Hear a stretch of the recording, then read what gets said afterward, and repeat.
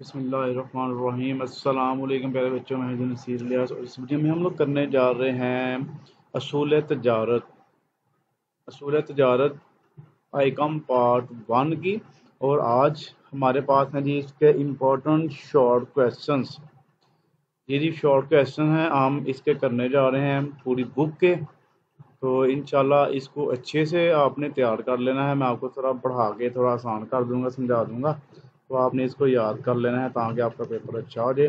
تو اس کے علاوہ اس کی ایم سی کیوز کی ویڈیو آلریڈی موجود ہے، اس کے علاوہ لانگ کویسچن کی ویڈیو بھی اس کے ساتھ ہی اپلوڈ ہو جائے گی۔ تو تینوں ویڈیو تیار کریں گے تو آپ کی اچھی خاصی تیاری ہو جائے گی، بشرط یہ کہ آپ نے محنت کرنی ہے وہ۔ تو آئیے اس کو شروع کرتے ہیں۔ شروع کرنے سے پہلے اگر آپ نے ابھی تک چینل کو سبسکرائب نہیں کیا ہوا تو چینل کو سبسکرائب کر لیں تاکہ نیکسٹ جتنی بھی آپ کی بکس ہیں ان کے نوٹس وغیرہ آپ سے شیئر کر دیے جائیں۔ چلیں جی شروع کرتے ہیں۔ پہلا شارٹ کویسچن ہے ہمارے پاس، انسانی سرگرمیوں میں غیر ارادی افعال سے کیا مراد ہے؟ انسانی جسم میں ہونے والے وہ تمام حرکات جن پر اس کا اپنا اختیار نہیں ہوتا اسے غیر ارادی افعال کہتے ہیں، مثلا دل اور معدے کی حرکات وغیرہ۔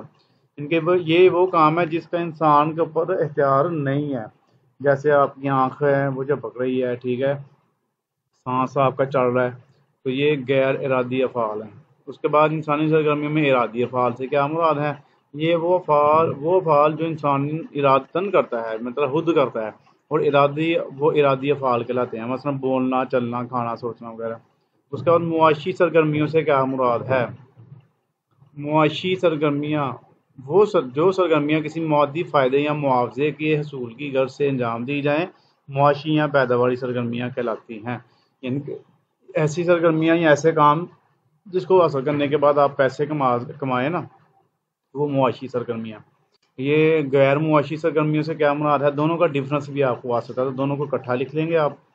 ایسی تمام سرگرمیاں جو انسان کسی مادی نفع یا لالچ کے بغیر سر انجام دیتا ہے غیر معاشی یا غیر پیداواری سرگرمیاں کہلاتی ہیں، مثلا غریبوں کی مدد کرنا وغیرہ، بیماروں کی تیمارداری کرنا، فلاح و بہبود کے کام کرنا، یہ غیر معاشی سرگرمیاں کہلاتی ہیں۔ جن کے جو آپ فری آف کاسٹ کام کرتے ہیں وہ غیر معاشی سرگرمیاں کہلاتی ہیں۔ اس کے بعد غیر معاشی سرگرمیاں کون کون سی ہیں یا غیر معاشی سرگرمیوں کی کتنی اقسام ہے؟ یعنی غیر معاشی سرگرمیاں ہمارے پاس یہ دیکھیے، مذہبی سرگرمیاں، حب الوطنی، سماجی بہبود، والدین اور رشتہ داروں کے حقوق۔ اس کے بعد آ جائیے جی اگلے سوال پہ، پیشہ سے کیا مراد ہے؟ بڑا اہم سوال ہے جی آپ کا یہ، پیشہ سے کیا مراد ہے؟ کوئی شخص علم یا ہنرمندی کی خدمات قیمتاً پیش کرے، مطلب کہ اپنا ہنر ہے جو پیسے دے کے پیش کرے، اسے پیشہ کا نام دیا جاتا ہے، مثلا ڈاکٹر، وکیل، استاد وغیرہ۔ اس کے بعد ملازمت سے کیا مراد ہے؟ جب کوئی شخص کسی معاہدے کے تحت کسی شخص، ادارے یا حکومت کے پاس معاوضے پر کام کرتا ہے تو اسے ملازمت کا نام دیا جاتا ہے۔ کاروبار سے کیا مراد ہے؟ انسانی سرگرمیوں کا باقاعدہ اور مربوط نظام جس کے ذریعے اشیاء کی خرید و فروخت یا مختلف خدمات کر کے انسانی خواہشات کی تسکین کی جاتی ہے، کاروبار کہلاتا ہے۔ اس کے بعد جی نیکسٹ آ جائیے، کاروباری تنظیم سے کیا مراد ہے؟ کاروباری تنظیم سے مراد ایسی تنظیم ہے جو نفع کمانے کے لیے قائم کی جاتی ہے۔ ایسی تنظیم کا تعلق اشیاء و خدمات کی فراہمی اور پیداوار سے ہوتا ہے، یعنی کہ جو ہم منافع کمانے کے لیے کوئی بھی کاروباری کرتے ہیں وہ کاروباری تنظیم بن جاتی ہے، اور یہ چیزیں بناتے بھی ہیں، یہ بنی بنائی چیزیں آگے بیچتے ہیں اس طرح۔ اس کے بعد کاروبار میں تنظیم کا کیا مقصد ہے؟ تو یہ ہے جی، کاروبار میں تنظیم کا مقصد اسے کارآمد بنانا ہے، کاروبار کے تمام امور اور عوامل میں ربط پیدا کرنا، یعنی کہ رابطہ پیدا کرنا، اور اسے زیادہ منافع بخش بنانا بھی اچھی تنظیم کا مرہون محنت ہے۔ نیکسٹ آ رہی ہے جی، اس میں سے جو غیر ضروری ہوں گے وہ میں آپ کو ساتھ ساتھ کٹوا دوں گا کیونکہ یہ کویشچن زیادہ ہیں، تو ہم سارے نہیں کریں گے، 20 سے کچھ ہم کاٹ لیں گے، تو یہ کویشچن ہم رہنے دیتے ہیں، یہ والا ٹھیک ہے، یہ اس کو چھوڑ دیں۔ اس کے بعد یہ کاروبار لوگوں کی بچتوں کو منافع بخش کس طرح بناتا ہے، ٹھیک ہے جی، یہ کر لیتے ہیں۔ کاروبار میں اضافے کے ساتھ ساتھ سرمایہ کاری کے بھی زائد مواقع میسر آتے ہیں جس سے لوگ اپنی بیکار رقوم کو کاروبار میں لگا کر اسے آمدنی کا ذریعہ بناتے ہیں۔ اس طرح کاروبار لوگوں کی بچتوں کو منافع بخش بناتا ہے۔ اس کے بعد یہ معیار زندگی جو ہے نا، یہ تو بندہ خود سے بھی کر لیتا ہے، اس کو بھی چھوڑ دیں آپ۔ ठीक है।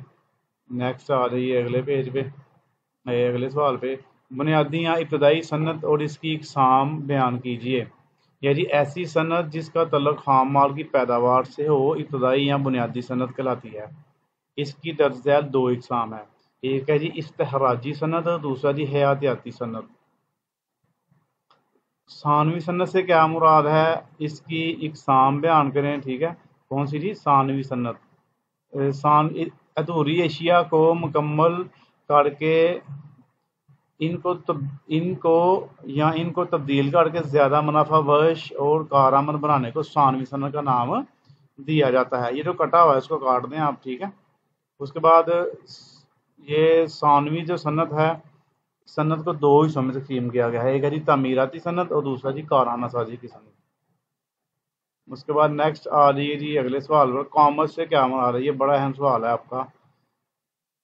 ये कॉमर्स कारोबार का एक शोबा है जिसमें अशिया को सार्फिन तक पहुंचाने के तमाम अवामल शामिल हैं।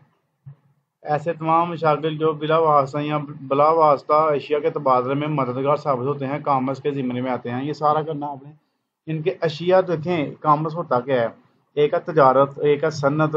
ठीक है जी, और सन्नत कार क्या करते हैं, चीज़ें बनाते हैं। फिर तजारत क्या होती है, लोग बनी बनाई चीज़ें खरीदते हैं, आगे फिर दुकानों पे बेचते हैं। और दुकानों से लेके या फैक्ट्री से लेके तो एक आम ग्राहक के इस्तेमाल में आने तक जो जितना भी प्रोसेस आता है ना, बीच में बैंक इन्वॉल्व होते हैं, इंश्योरेंस कंपनी इन्वॉल्व होती हैं, एजेंट वगैरह इसमें इन्वॉल्व होते हैं। तो वो सारा जो प्रोसेस ये कॉमर्स में आता है। ठीक है, कॉमर्स के तरीके इनके कॉमर्स जो है ना, वो एशिया को सार्वजनिक तक पहुंचाने के लिए काम, जितने भी अंदर काम आते हैं वो कॉमर्स में आते हैं। कॉमर्स की मदद से किन रुकावटों को दूर किया जाता है। जेम्स स्टीफन के मुताबिक कॉमर्स के जरिए एशिया के तबादले में मदरजा झैल रुकावटों को दूर किया जाता है। एक है इंसानी रुकावट, दूसरा मुकाम की रुकावट, हथरार की रुकावट, वक्ती रुकावट, माली रुकावट। ठीक है जी, उसके बाद ये सवाल भी आप छोड़ दें, ये वाला इसको भी रहने दें। ठीक है जी, जो मोस्ट इम्पोर्टेंट है ना, क्योंकि ये मेरे पास पूरी फाइल थी तो इसमें से कुछ सवाल ऐसे हैं जो नहीं करने वाले, तो मैं वो आपको साथ साथ इसको खत्म कराता जा रहा हूँ। ठीक है जी, उसके बाद आ रही है तजारत से क्या मुराद है। तजारत के लफ्जी मानी है एशिया का तबादला। कामर्स में इससे मुराद मतलूबा कीमत अदा करके अपनी ज़रूरत की एशिया किसी भी जगह से खरीदना है। ज़माना कदीम में एशिया के बदले एशिया का तबादला यानी बार्टर सिस्टम था, लेकिन करेंसी मुतारफ होने के बाद खरीदारी में सहूलत पैदा हो गई जिसे तजारत का नाम दिया गया। मुल्की तजारत और इसकी इकसाम बयान कीजिए। एशिया की तजारत मुल्क के अंदर रह कर करने को मुल्की तजारत कहते हैं। यह तजारत मुल्की मंडियों में अपने ही मुल्क की करेंसी में इस्तेमाल अपनी ही नहीं ये तजारत मुल्की मंडियों में अपने ही मुल्क की करेंसी में होती है। इसकी दर्ज झैल दो इकसाम है, थोक फरोश, परचून फरोश। थोक फरोश जो होता है ये बड़ा दुकानदार होता है जो बल्क में चीज़ें खरीदता है ज़्यादा मकदार में। परचून वाला आगे छोटी दुकान वाला होता है। थोक फरोश से क्या मुराद है, एशिया की वसी पैमाने पर खरीदो फरोख्त को थोक फरोश का नाम दिया गया है। इस तजारत में थोक फरोशी का कारखानादार या पैदाकार से माल लेकर छोटे पैमाने पर फरोख्त करता है। उसके बाद मावनीन तजारत कौन से हैं। मावनीन तजारत ये जी पैकेट साजी, इश्तहारबाजी, मतवस्तीन, ज़ीराकार, ज़ीरा साजी, बीमा कारी, बैंक, ज़राए नकलो हमल। उसके बाद नेक्स्ट आ जाइए जी आप, मावनीन तजारत से क्या मुराद है। ऐसे तमाम अवामल जो अशिया को पैदाकार से सारफ तक पहुँचाने में मदद करते हैं या आसानी पैदा करते हैं, मामूली तजारत कहलाते हैं। मसलन बैंक, ज़राए नकलो हमल, बीमा कारी, ज़ीरा कारी, तजारती, मतवस्ती, इश्तहारबाजी वगैरह। उसके बाद जी गैर मुल्की तजारत से क्या मुराद है, नीज़ इसकी इकसाम बयान करें। तो ये है हमारे पास, दो मुस्लिम ममालिक के दरमियान अशिया की खरीदो फरोख्त को गैर मुल्की या बैन अवी तजारत कहा जाता है। इसकी मदरजा झैल तीन इकसाम है। दरामदी तजारत जब हम चीज़ें मंगवाते हैं मुल्क में, बरामदी जब हम मुल्क से बाहर भेजते हैं सामान। इंटरपार्ट तजारत क्या होती है, एक आपने एक मुल्क से माल मंगवाया है फिर उसको दूसरे मुल्क में भेजने के लिए, इसको इंटरपार्ट तजारत कहते हैं। उसके बाद दरामदी और बरामदी तजारत से क्या मुराद है? ऐसी अशिया जो दूसरे ममालिक से मंगवाई जाएं इन्हें दरामदी अशिया कहते हैं, और अपने मुल्क की अशिया वाहिद माल को दूसरे मुल्क को बेचने को बरामदी तजारत कहते हैं। उसके बाद इंटरपार्ट तजारत किसे कहते हैं जी? इस तजारत में अशिया दोबारा बरामद करने की गर्ज से दूसरे ममालिक से मंगवाई जाती है। इनके हम चीज़ें मंगवाते हैं, उसको अपने मुल्क में रखते हैं, फिर उसको आगे तीसरे और मुल्क में भेज देते हैं। दूसरे मुल्क भेजने तक इनको बंदरगाह पर ही गोदामों में रखा जाता है। इस पर दरामदी ड्यूटी नहीं लगाई जाती, मसलन पेट्रोलियम की मसनूआत वगैरह। उसके बाद कारोबार में मालिक आजर की गैर महदूद जिम्मेदारी से क्या मुराद है? बाहर आजर का कारोबार में लापरवाही नहीं बरत सकता, क्यों ना कि बाज़ औक़ात कर्ज वगैरह अदा करने के लिए इसकी ज़ाती जायदाद भी फरोख्त हो जाती है, इसलिए इसे खुश असलूबी से चलाने के लिए मालिक की जिम्मेदारी गैर महदूद होती है। उनके गैर एक होती है महदूद जिम्मेदारी और एक होती है गैर महदूद जिम्मेदारी। महदूद जिम्मेदारी जो है ना, उसके अंदर ये होता है कि अगर आपको नुकसान वगैरह हो गया है तो फिर आपकी ज़ाती जायदाद जब्त नहीं होती। जैसे जो बड़ी कंपनियां ना उनमें महदूद जिम्मेदारी होती है, जबकि ये जो कारोबार है पार्टनरशिप और वाहद मलकिती कारोबार, इसमें जिम्मेदारी गैर महदूद है। अगर फर्ज करें आप कारोबार चला रहे हैं तो नुकसान वगैरह हो गया तो फिर उसको पूरा करने के लिए आपकी ज़ाती जायदाद भी जब्त हो सकती है, उसको बेच के आपके नुकसान के पैसे पूरे किए जाते हैं। तो इसमें जी गैर महदूद जिम्मेदारी होती है वाहद मलकिती कारोबार में। ये सवाल भी बड़ा अहम है। वाहद मलकिती कारोबार की तारीफ करें। ये तारीफ है जी, देखें कितनी दफ़ा आई हुई है, अभी बड़ी अहम है ये। ऐसा कारोबार जो फ़र्द वाहद की मलकियत हो और इसकी निगरानी में चल रहा हो, या वाहद मलकिती कारोबार ऐसा कारोबार है जो फ़र्द वाहद कमाने के लिए चलाता है। उसके बाद वाहद मलकिती कारोबार की उम्र क्यों महदूद होती है? मतलब कि थोड़ी क्यों होती है उसकी उम्र? क्योंकि ज़ाहिर है एक बंदा चला रहा है, तो अगर बंदा मर गया तो कारोबार भी गया। वाहद मलकिती कारोबार की उम्र महदूद होती है क्योंकि इसका तमाम तर दारोमदार मालिक की ज़िंदगी पर होता है। मालिक की ज़िंदगी या मौत की सूरत में वाहद मलकिती कारोबार ख़त्म हो जाता है। वाहद मलकिती कारोबार की 5 मिसालें दें। काश्तकार, परचून फरोश, merchant, medical store, tailoring shop, अखबार फरोश, पेंटर, जूते मरम्मत करने की दुकान। ये वाहद मलकिती कारोबार की मिसालें, ये भी बड़ा अहम सवाल है। उसके बाद आ जाइए जी आप लोग नेक्स्ट पेज पर। ये ऊपर देखें पेज नंबर शो हो रहे हैं, 5वें पेज पे हम आ गए हैं, 33 पेज हैं। तो इसके सारे तो नहीं हम करेंगे, 20 से इसके मेन ही करेंगे। वाहद मलकिती कारोबार की खसूसियात कर लें। यह जी कारोबार का इंतज़ाम, फिर गलत फैसले, बोझ का नुकसान, उसके बाद इंतज़ामी अमूर में मुश्किलात, वक़्त का ज़िया, गैर महदूद ज़िम्मेदारी। ये जी उसके वाहद मलकिती कारोबार के जो है ना खसूसियात हैं। वाहद मलकिती कारोबार में नफ़ा की तकसीम किस तरह होती है? ज़ाहिर है एक मालिक है तो नफ़ा भी सारा उसका ही होना है, सिंपल सी बात है। वाहद मलकिती कारोबार में तमाम नफ़ा मालिक का होता है और नुकसान की सूरत में भी वाहद आजर ही अकेला इसका ज़िम्मेदार होता है। क्योंकि के तमाम तर सरमायाकारी इसने अपनी जेब से की होती है, इसलिए मुनाफा का वही वाहद हकदार होता है। वाहद मलकिती कारोबार पर लोगों का एतमाद कम क्यों होता है? वाहद मलकिती कारोबार पर लोगों का एतमाद इसलिए कम होता है क्योंकि इसका मालिक एक होता है, वो जब चाहे इसको ख़त्म कर सकता है, इसकी कोई कानूनी हैसियत नहीं होती जी। उसके बाद वाहद मलकिती कारोबार की कोई कानूनी हैसियत नहीं होती। क्यों नहीं होती थी ये बताना आपने। वाहद मलकिती कारोबार की कोई कानूनी हैसियत नहीं होती, क्यों ना कि ये किसी इजाज़त या रजिस्ट्रेशन के तहत शुरू नहीं किया जाता। इसमें कारोबार के मालिक के खिलाफ तो कोई कार्रवाई हो सकती है, लेकिन कारोबार के खिलाफ नहीं। शराकत की तारीफ कीजिए। किसी कानूनी कारोबार को चलाने के लिए दो या दो से ज़्यादा अफराद एक माहदा के तहत जिन हकूक़ व फ़राइज़ का तयन करते हैं, इसे शराकत कहते हैं। इसकी मंदरजा झैल खसूसियात हैं, ये इसकी खसूसियात हैं। इसका लहदा सभी सवाल आपको आ सकता है। देखिए शराकत जो है ना, दो अफराद होते हैं या दो से ज़्यादा होते हैं, आपस में कॉन्ट्रैक्ट कर लेते हैं कारोबार चलाने के लिए, ठीक है। वाहद मलकिती में एक शख्स होता है। اس کی شراکت کی 4 اہم خصوصیات یہ ہے جی۔ نیکسٹ اس کی خصوصیات ہیں، اس میں بھی ایڈ کر سکتے ہیں آپ، اس کو الگ سے بھی آ دیں تو پھر بھی آپ لکھ سکتے ہیں۔ باہمی اعتماد ہوتا ہے، ایک دونوں ان کے سب کے درمیان جتنے پارٹنر ہوتے ہیں سرمایہ ان کا زیادہ ہو جاتا ہے۔ قانونی حیثیت ہوتی ہے دوسرے نمبر پہ، تیسرے پہ، چوتھے پہ حقوق کی منتقلی، ایک ان کے اپنا حصہ بیچ بھی سکتا ہے۔ پھر اس کا مقصد ہے، پھر حصہ داروں کی تعداد ہے، پھر معاہدہ ہے، غیر محدود ذمہ داری ہے، پھر نفع اور نقصان ہے۔ اس کے بعد شراکت کے فوائد بیان کریں۔ سرمایہ کاری میں اضافہ، باہمی مشاورت، اعلیٰ ماہرین کی خدمت، قرضہ کی سہولت، آسان خاتمہ، تقسیم کار۔ شراکت کے نقصانات بیان کریں۔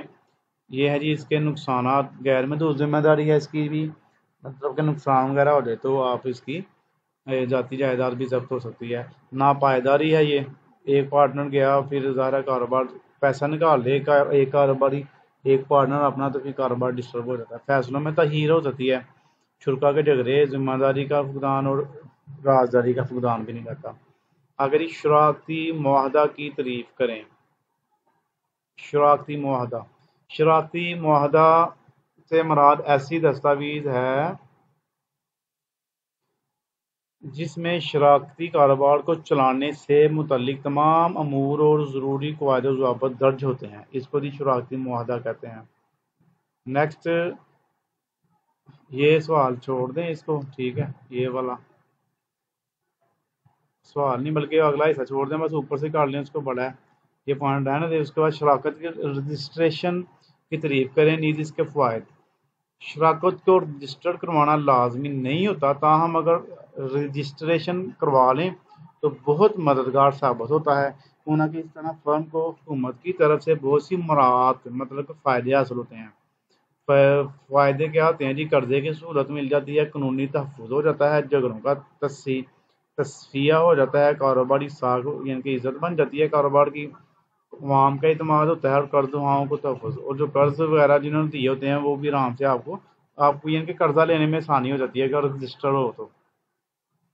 شراکت میں نابالغ حصہ دار کی قانونی حیثیت کیا ہوتی ہے؟ شراکتی ایکٹ 1932 کے تحت نابالغ شراکتی کاروبار کا حصہ بن سکتا ہے۔ نابالغ کاروبار میں حاصل ہونے والے نفع میں حصہ دار ہوگا، مگر نقصان کی صورت میں اس کی کوئی ذمہ داری نہیں ہوگی۔ حصہ داروں کے حقوق و فرائض و ذمہ داریاں مختصر بیان کریں۔ یہ ہے جی اس کی ذمہ داریاں، حصہ داروں کی ذمہ داریاں: مشترکہ ذمہ داری، محروم حصہ دار کی ذمہ داری، دیوالیہ حصہ دار کی ذمہ داری۔ نمبر 2، حصہ داروں کے حقوق۔ نفع و نقصان میں شراکت، انتظامی امور، رائے کا حق، اختیارات کا استعمال۔ حصہ دار کے فرائض ہیں جی کاروباری امور کی انجام دہی، معاوضہ، اکثریتی فیصلے، معاوضہ اور حسابات۔ اسلامی قانون کے لحاظ سے شراکت کی کتنی اقسام ہے؟ یہ ہے شراکت المعاوضہ، شراکت العنان، شراکت الوجوہ، شراکت التقابل۔ یہ جی اس کی اقسام ہے۔ نیکسٹ، اختیاری شراکت سے کیا مراد ہے؟ اختیاری شراکت سے مراد ایسا کاروبار ہے جس میں مدت کا کوئی تعین نہیں کیا جاتا، کہ ان لمٹڈ مدت اس کی ہوتی ہے، ٹائم ڈوریشن نہیں ہوتا۔ اختیاری شراکت کے لیے کسی خاص قسم کی ضرورت نہیں ہوتی، کسی خاص مقصد کی ضرورت نہیں ہوتی، ایسی شراکت کسی بھی وقت ختم کی جا سکتی ہے۔ اس کے بعد محدود شراکت سے کیا مراد ہے؟ پاکستان میں محدود شراکت کا کوئی وجود نہیں۔ محدود شراکت میں کم از کم ایک حصہ دار محدود ذمہ داری والا ہونا ضروری ہے۔ محدود شراکت کی رجسٹریشن لازمی ہوتی ہے۔ اس کے بعد نیکسٹ پیج پہ آ جائیے جی، یہ ان دونوں کو ہم ختم کرتے ہیں، یہ والے، یہ یہاں پہ آ جائیے سینئر جونیئر، ٹھیک ہے نا۔ سینئر اور جونیئر حصہ دار میں فرق: ایسا حصہ دار جو کاروباری امور کے مطابق زیادہ تجربہ رکھتا ہو اور اس کی مدت بھی دوسرے حصہ داروں سے زیادہ ہو، سینئر حصہ دار کہلاتا ہے۔ اور جونیئر کہہ رہی ایسا حصہ دار جس کا تجربہ اور مدت دوسرے حصہ داروں سے نسبتاً کم ہو، جونیئر حصہ دار کہلاتا ہے۔ اس کے بعد نابالغ حصہ دار کون ہوتا ہے؟ یہ بھی بڑا اہم ہے۔ جس شخص کی عمر 18 سال سے کم ہو، اسے ایسے حصہ دار کو نابالغ حصہ دار قرار دیا جاتا ہے۔ شراکتی کاروبار میں نابالغ حصہ دار بنایا جا سکتا ہے۔ نابالغ حصہ دار بالغ ہو جانے کے بعد 6 6 ماہ میں اعلان کر سکتا ہے کہ وہ کاروبار کا حصہ دار رہنا چاہتا ہے کہ نہیں۔ اس کے بعد نمائشی حصہ دار سے کیا مراد ہے؟ یہ ایسے حصہ دار ہوتے ہیں جو نہ تو سرمایہ فراہم کرتے ہیں، نہ انتظامی امور سر انجام دیتے ہیں، یہ صرف کاروبار کو نفع پہنچانے کی غرض سے حصہ دار بن جاتے ہیں، یعنی کہ ان کا نام یوز ہوتا ہے، اس کا پیسہ وغیرہ اس میں یوز نہیں لگاتا، کیونکہ جو لوگ جن کی مارکیٹ میں ریپوٹیشن ہوتے ہیں بس وہ ان کا نام یوز ہوتا ہے، تو ویسے وہ اس کا کوئی اصل قانونی طور پہ حصہ دار نہیں ہوتے۔ محدود اور غیر محدود ذمہ داری والے حصہ دار میں فرق بیان کیجیے۔ ایسے حصہ دار جو کاروبار میں نقصان کی صورت میں صرف اپنے سرمایہ کی حد تک محدود ہوں، محدود ذمہ داری والے حصہ دار کہلاتے ہیں۔ ان کا نقصان وغیرہ ہو جائے تو ان کو صرف جو ہے ان کا جتنا پیسہ لگا ہے وہی ضبط ہوگا، دوسرے ان کی ذاتی جائیداد ضبط نہیں ہوگی۔ تو جو غیر محدود ذمہ داری ہے، ایسے حصہ دار جو کاروبار کے نقصان کو اپنی ذاتی جائیداد فروخت کر کے پورا کریں، غیر محدود ذمہ داری والے حصہ دار کہلاتے ہیں۔ اس کے بعد مستعد اور غیر مستعد حصہ دار میں فرق۔ ایسا حصہ دار جو کاروبار میں سرمایہ لگانے کے علاوہ انتظامی امور میں بھی بھرپور حصہ لیتا ہے، مستعد حصہ دار کہلاتا ہے۔ ایسا حصہ دار جو کاروبار کی سرمایہ فراہم کرنے کے علاوہ نفع و نقصان کا بھی ذمہ دار ہو لیکن انتظامی امور میں حصہ نہ لے، غیر مستعد حصہ دار کہلاتا ہے۔ اس کا رب پوشیدہ اور نمائشی حصہ دار میں فرق بیان کریں۔ ایسے حصہ دار جو کاروبار میں سرمایہ لگانے کے ساتھ ساتھ اس کے انتظامی امور میں بھی حصہ لے لیکن لوگ انہیں نہ جانتے ہوں، پوشیدہ حصہ دار کہلاتا ہے۔ ایسے حصہ دار جو نہ تو کاروبار میں سرمایہ لگاتے ہیں اور نہ ہی انتظامی امور میں حصہ لیتے ہیں بلکہ صرف اپنا نام استعمال کرتے ہیں، جو کاروباری ساکھ کو فائدہ پہنچائے، نمائشی حصہ دار کہلاتا ہے۔ دیوالیہ حصہ دار کسے کہتے ہیں؟ ایسا حصہ دار جس کے لیے اپنے واجبات کی ادائیگی ممکن نہ ہو، یعنی اس کے واجبات اس کے سجا سے بھر جائیں، دیوالیہ حصہ دار کہلاتا ہے۔ اس کے بعد شراکت المعاوضہ سے کیا مراد ہے؟ اس شراکت میں ہر حصہ دار کا سرمایہ ایک جیسا ہوتا ہے اور وہ نفع و نقصان میں برابر کے شریک ہوتے ہیں۔ شراکتی معاہدہ میں لفظ معاوضہ ضرور لکھا جاتا ہے۔ یہ شراکت مالک اور غلام، بالغ اور نابالغ، مسلم اور غیر مسلم کے درمیان نہیں ہو سکتی۔ شراکت العنان سے کیا مراد ہے؟ اس میں حصہ دار کو سرمایہ ایک جیسا نہیں ہوتا اور نہ ہی حصہ دار ایک دوسرے کے قرض کے ذمہ دار ہوتے ہیں۔ یہ مالک اور غلام اور مسلم اور غیر مسلم کے درمیان بھی ہو سکتی ہے۔ اس میں حصہ دار صرف نقد سرمایہ لے کر آتے ہیں۔ شراکت الوجوہ سے کیا مراد ہے؟ اس میں کوئی حصہ دار سرمایہ نہیں لے کر آتا، یہ کاروبار قرض لے کر کیا جاتا یا ادھار مال خرید کر شروع کیا جاتا ہے۔ اس میں ایک حصہ دار دوسرے حصہ دار کا نمائندہ ہوتا ہے۔ شراکت التقابل سے کیا مراد ہے؟ یہ شراکت مختلف صلاحیتوں کے افراد کے درمیان قائم ہوتی ہے، ان کی صلاحیت اور قابلیت ہی ان کا سرمایہ ہوتی ہے۔ نفع و نقصان کی تقسیم بھی ان کی قابلیت کے مطابق طے کی جاتی ہے۔ مشارکہ کا مفہوم واضح کریں۔ مشارکہ سے مراد ایسی تنظیم ہے جس میں دو یا دو سے زیادہ فریق باہم نفع و نقصان کی تقسیم کی غرض سے اپنا محنت اور سرمایہ کو یکجا کر دیتے ہیں۔ اس میں نفع و نقصان کی نسبت پہلے سے طے شدہ ہوتی ہے۔ اس میں تمام فریق ایک معاہدے کے تحت کام کرتے ہیں۔ کاروباری و انتظامی امور نمٹانے کے لیے اسی معاہدے سے رہنمائی کی جاتی ہے۔ اس کے بعد مضاربہ کی تعریف یا مضاربہ کا مفہوم بیان کریں۔ مضاربہ سے مراد ایسا کاروبار ہے جس میں ایک شخص اپنی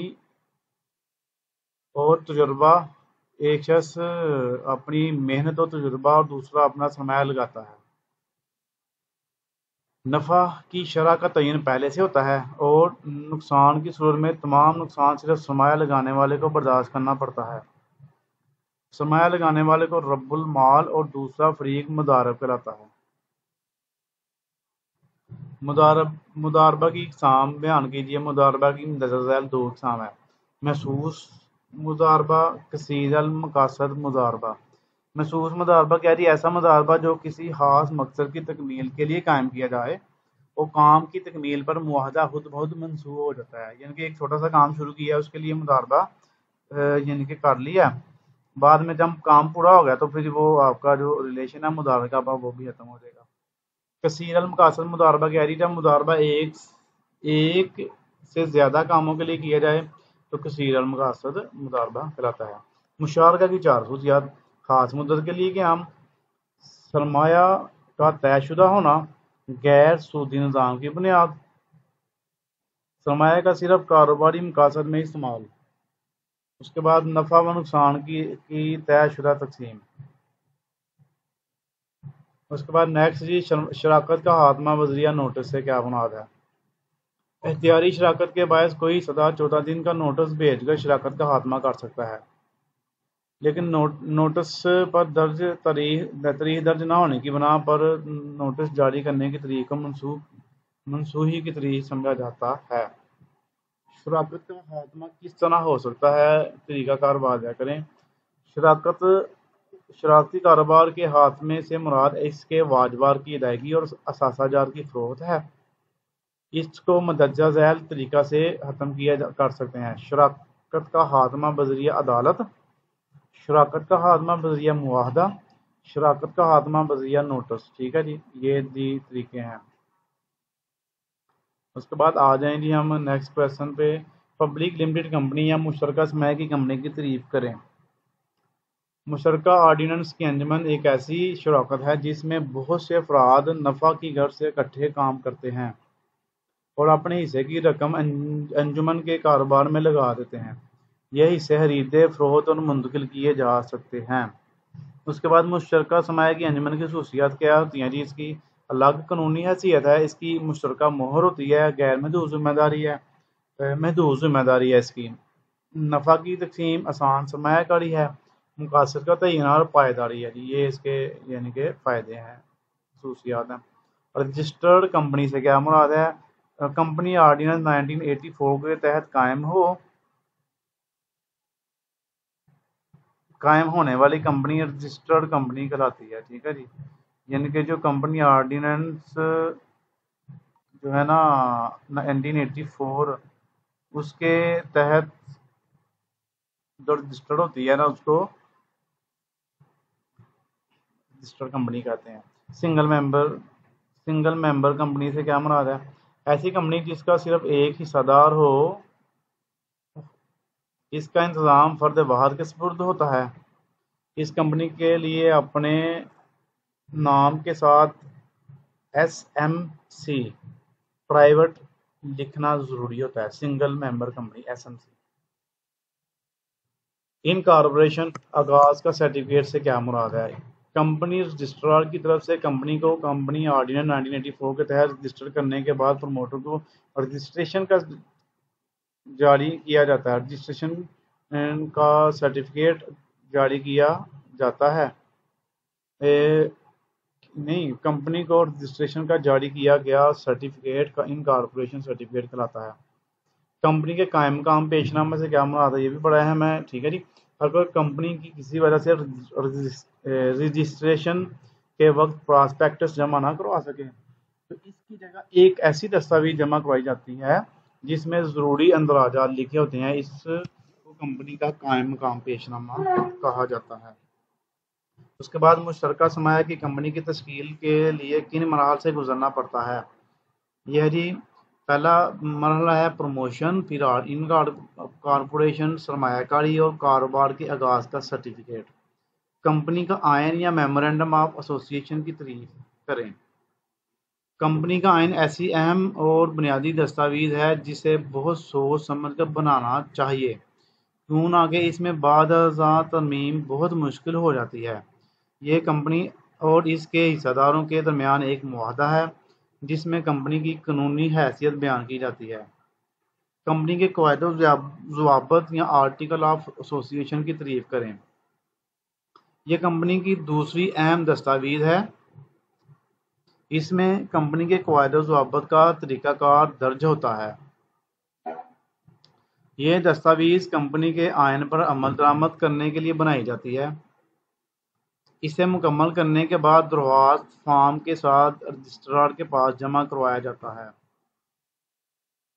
कंपनी के पेशनामा या प्रॉस्पेक्टस की तारीफ करें। یہ ایسی دستاویز ہے جس کے ذریعے لوگوں کو کمپنی کے حصے سے خریدنے کی دعوت دی جاتی ہے۔ اس کی ایک تصدیق شدہ کاپی رجسٹرار کے پاس جمع کروائی جاتی ہے۔ عام طور پر پراسپیکٹس کو اخبارات میں اشاعت کی تاریخ کے ساتھ شائع کروایا جاتا ہے۔ اس کے بعد جی نیکسٹ ہم کرتے ہیں، یہ والا چھوڑ دیں، اگلا نیچے والا کرتے ہیں۔ مشترکہ سرمایہ کی کمپنی کی الگ قانونی حیثیت سے کیا مراد ہے؟ تو مشترکہ سرمایہ کی کمپنی ہے نا، وہ اس کا ایک اپنا الگ نام ہوتا ہے، وہ ایک یعنی کہ ممبر ایک کہہ لے کہ وہ بھی مالک کی حیثیت رکھتی ہے۔ اب اس کے اوپر کسی نے کیس وغیرہ کرنا ہو یا کمپنی نے کسی پہ کرنا ہو نا، تو کمپنی کے نام سے کیس ہوگا، ممبرز کے نام، اس کے ممبرز کے نام سے نہیں ہوگا۔ مشترکہ سرمایہ کی انجمن اپنے حصہ داروں سے الگ قانونی حیثیت رکھتی ہے۔ کمپنی اپنے واجبات کی ادائیگی کے سلسلے میں بھی حصہ داروں کی بجائے اپنے نام سے مقدمہ دائر کر سکتی ہے۔ یہ کمپنی اپنا نام سے یعنی کہ مقدمہ وغیرہ کرے گی، کوئی کسی شخص کے نام کا نہیں ہوگا۔ مشترکہ مہر سے کیا مراد ہے؟ مشترکہ سرمایہ کی انجمن بذات خود دستخط نہیں کر سکتی، اس لیے کمپنی کے نام سے جاری کی گئی مہر کو اس کے دستخط کا نعم الودع تصور کیا جاتا ہے۔ مشترکہ سرمایہ کی کمپنی کے حصہ داروں کی تعداد بتائیے۔ پبلک لمیٹڈ کمپنی میں حصہ داروں کی کم از کم تعداد 7 اور زیادہ سے زیادہ پر کوئی پابندی نہیں، جبکہ پرائیویٹ لمیٹڈ کمپنی میں کم از کم حصہ داروں کی تعداد 2 اور زیادہ سے زیادہ 50 ہوتی ہے۔ اس کے بعد مشترکہ سرمایہ کی کمپنی کاروبار شروع کرنے کے لیے سرمایہ کہاں سے حاصل کرتی ہے؟ تو مشترکہ سرمایہ کی کمپنی اپنے سرمایہ کا زیادہ حصہ لوگوں کو حصے جاری کر کے کرتی ہے۔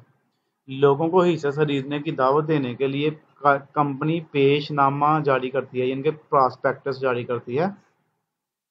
اس کے علاوہ کمپنی تمسکات جاری کر کے سرمایہ بطور قرض حاصل کرتی ہے۔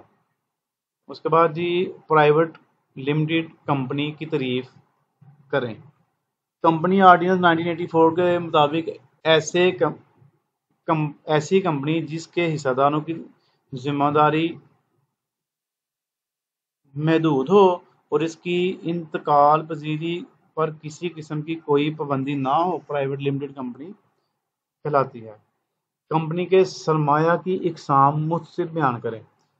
یہ جی کمپنی کے سرمایہ کے اقسام بتانی ہے۔ یہ جی منظور شدہ سرمایہ، وصول شدہ سرمایہ، غیر طلب شدہ سرمایہ، غیر ادا شدہ سرمایہ، غیر جاری شدہ سرمایہ، جاری شدہ سرمایہ، طلب شدہ سرمایہ، ادا شدہ سرمایہ، پیشگی اور ادا شدہ سرمایہ، محفوظ سرمایہ۔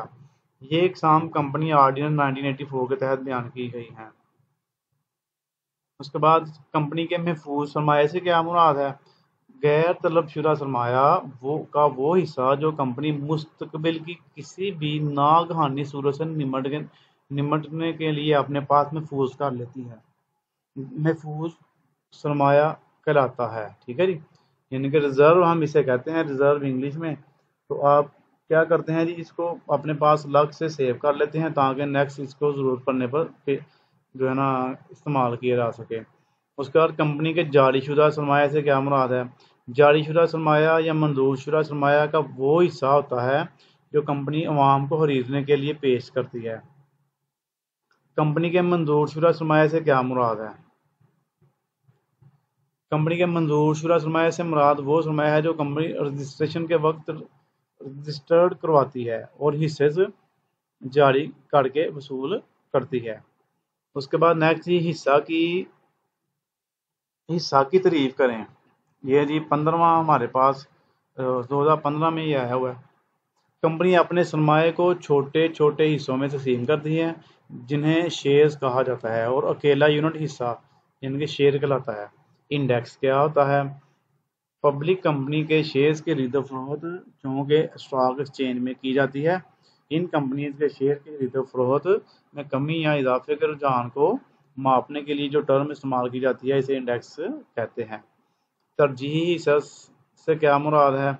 یہ ایسے حصص ہیں جن کے مالکان کو کمپنی کے منافع میں تقسیم کے وقت دوسرے حصہ دار پر ترجیح دی جائے اور کمپنی کے خاتمہ پر ان کی سرمایہ کی ادائیگی پر دوسرے حصہ دار پر ترجیح دی جائے۔ اس کے بعد اجتماعی ترجیحی حصے سے کیا مراد ہے؟ इनसे मुराद ऐसे हिस्से हैं जिनका मुनाफा अगर कंपनी नुकसान होने की सूरत में अदा ना कर सके तो आइंदा सालों में अदा कर दिया जाता है। उसके बाद अमूमी हिस्से से क्या मुराद है? ऐसे हिस्से जिनका मुनाफा तरजीही हिस्से के बाद अदा किया जाता है, इनको अमूमी हिस्से कहते हैं। बस इतना कर लें। इल्तवाई हिस्से से क्या मुराद है? ऐसे हिस्से जो प्रमोटर को जारी किए जाते हैं, इन पर मुनाफा की अदायगी तरजीही और अमूमी हिस्सों की अदायगी के बाद की जाती है। उसके बाद नेक्स्ट आ जाइए जी अगले सवाल पर। मुश्तरका सरमाया की कंपनी किन शराइत पर हिस्से फरोख्त करती है? मुश्तरका सरमाया की कंपनी मदरजा झैल 3 किस्मों पर हिस्से फरोख्त करती है। मालियत के बराबर यानी कि इशू एट पार, कटौती पर इशू एट डिस्काउंट, मुनाफा पर इशू एट प्रीमियम। मकसूम से क्या मुराद है? हिस्सेदार के अदा शुदा सरमाया पर कंपनी जो मुनाफा देती है इसे मकसूम कहते हैं। उसके बाद जी नेक्स्ट पेज पे आ रही है। अबूरी मकसूम से क्या मुराद है? हिस्सेदारों को गुज़श्ता साल के मुनाफा के हिसाब से मुनाफा साल के आखिर की बजाय साल के दौरान अदा कर दिया जाए तो इसे अबूरी मुनाफा कहते हैं। तमस्कात की तारीफ करें। पब्लिक लिमिटेड कंपनी को अपने आयन के मुताबिक तवील अरसे के लिए एक मुकर्ररा रकम कर्ज के तौर पर हासिल करने का इख्तियार हासिल होता है। कंपनी कर्ज के हसूल के वक्त अपने कर्ज ख्वाहों को कर्जे की जमानत के तौर पर जो सर्टिफिकेट जारी करते हैं इसे तमस्कात कहते हैं। कफालती या रहन शुदा तमस्कात की तारीफ करें। उसके बाद जी ये है जी ऐसे तमस्कात जिनके बरक्स कर्ज ख्वाहों को कर्ज की रकम और सूद की अदायगी की जमानत दी जाती है। इस जमानत में जायदाद वगैरह कफालत के तौर पर रखी जाती है। कफालती तमस्कात कहलाते हैं। बाकी ये दोनों रहने दें, ये काबिल वापसी और नाकाबिल वापसी, ठीक है ना, इसको काट दें आप। नेक्स्ट पेज पे आ जाइए। नेक्स्ट ये है जी रजिस्टर्ड तमस्कात, गैर रजिस्टर्ड भी काट दें, इसको भी रहने दें आप।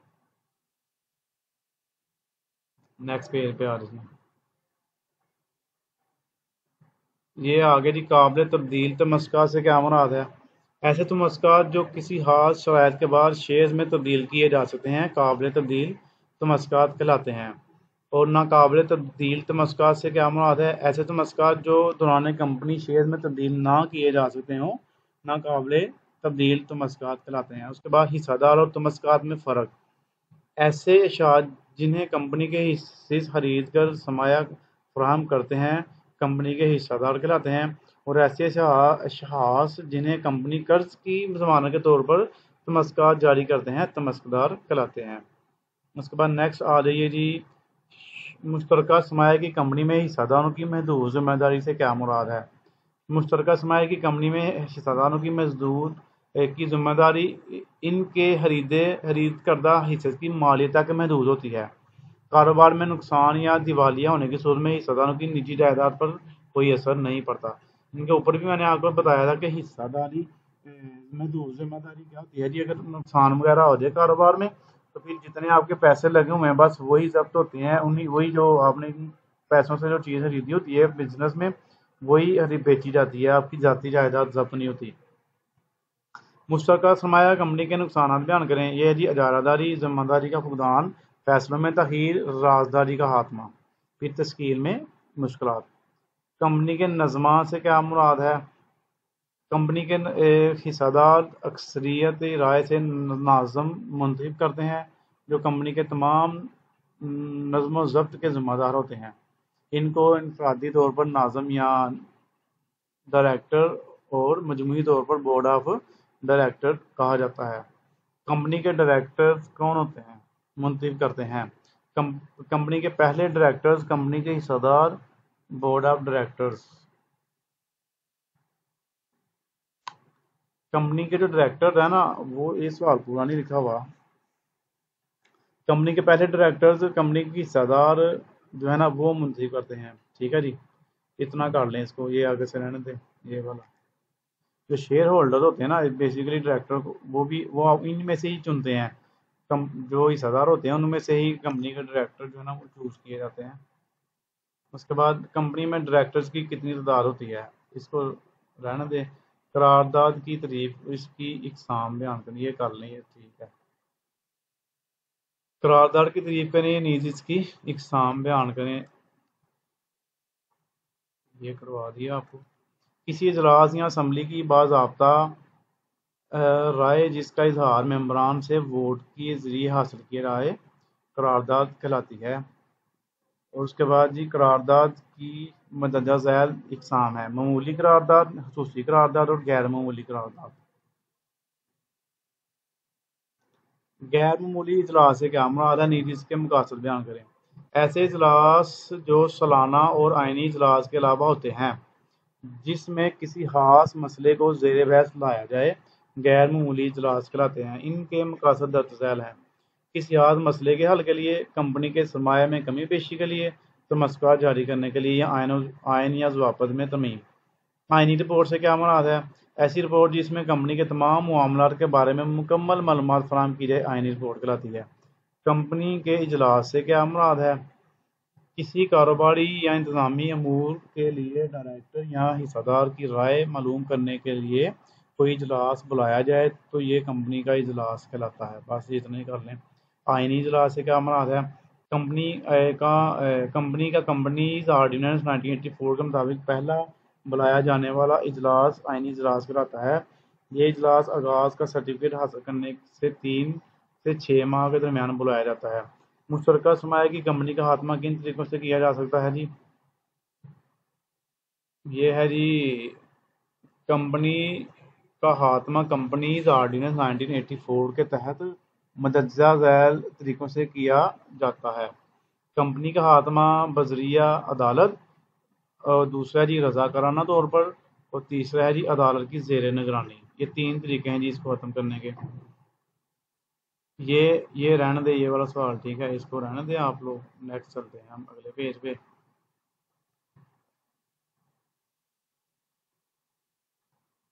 انجمن امداد باہمی کی تعریف کریں۔ انجمن امداد باہمی سے مراد ایسا عمل ہے جس میں افراد منافع کے لالچ کے بغیر مشترکہ مفادات کے حصول کے لیے رضاکارانہ طور پر اپنا سرمایہ لگاتے ہیں۔ اس کو جی انجمن امداد باہمی کہتے ہیں۔ اس میں ان کا منافع نہیں ہوتا، یہ لوگوں کے فلاح و بہبود کے لیے لگائی جاتی ہے۔ یہ رہنے دے، اس کا اگلا بھی یہ خصوصیات وغیرہ اس کی، ٹھیک ہے۔ اس کے بعد انجمن امداد باہمی کے فوائد لکھ لیں اب آپ۔ اس کے فوائد ہیں جی متوسطین کا خاتمہ، طبقاتی جنگ کا خاتمہ، محنت کا جذبہ، مساوی تقسیم دولت، بچتوں میں اضافہ۔ یہ اتنے زیادہ ہیں، 4-5 بھی آپ کر لیں گے چل جائے گا۔ روزگار کے مواقع، وسیع منڈی، معاشی ترقی، اخراجات۔ اس کے بعد یہ نیچے والا آپ رہنے دیں، دونوں رہنے دیں، نیچے والے سارے چھوڑ دیں، یہ والے ٹھیک ہے، یہ سارے چھوڑ دیں، اگلے پیج پہ چلیں۔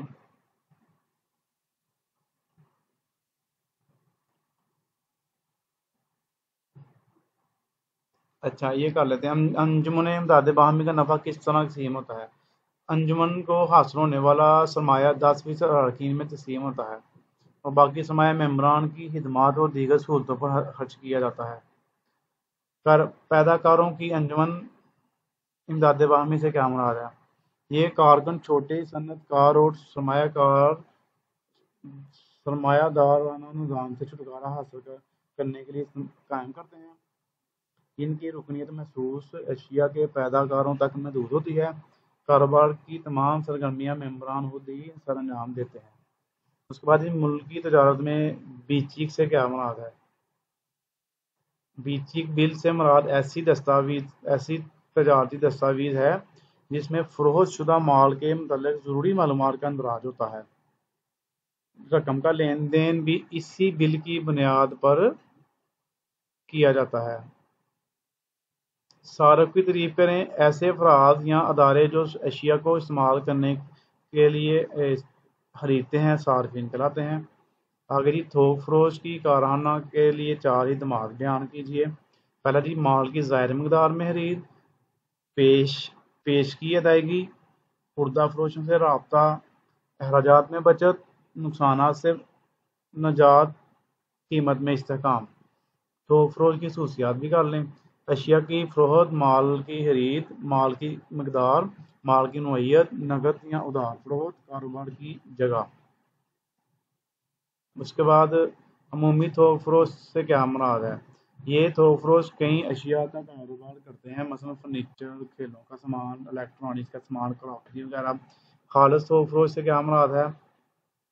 یہ تھوک فروش صرف اور صرف تھوک فروشی کے تمام امور سر انجام دیتے ہیں۔ یہ کارخانہ دار سے بڑی مقدار میں مال خرید کر پرچون فروش کو فروخت کرتے ہیں۔ نیکسٹ جی میرے خیال سے یہ آدھی فائل کر لیتے ہیں، 33 ہیں تو 17 پیج میں نے کروا دی ہیں، باقی آدھے پیج اگلی ویڈیو میں ہم کریں گے، ٹھیک ہے۔ اور یہ سوال تو نہیں ہم کریں گے، اس کو نیکسٹ یہاں سے شروع کریں گے ہم پرچون فروشی سے، ٹھیک ہے جی۔ یہاں سے ہم اگلی ویڈیو شروع کریں گے، تو ہاف کر لیتے ہیں، 2 ویڈیوز اس کی بنا لیتے ہیں کیونکہ ویڈیو بہت لمبی ہو جائے گی اس طرح۔ تو چینل کو سبسکرائب کر لیجیے گا، ویڈیو کو لائک اور شیئر کر لیجیے گا، دوسرا پارٹ بھی اس کو آپ کو جلدی مل جائے گا۔ اوکے جی، اللہ حافظ۔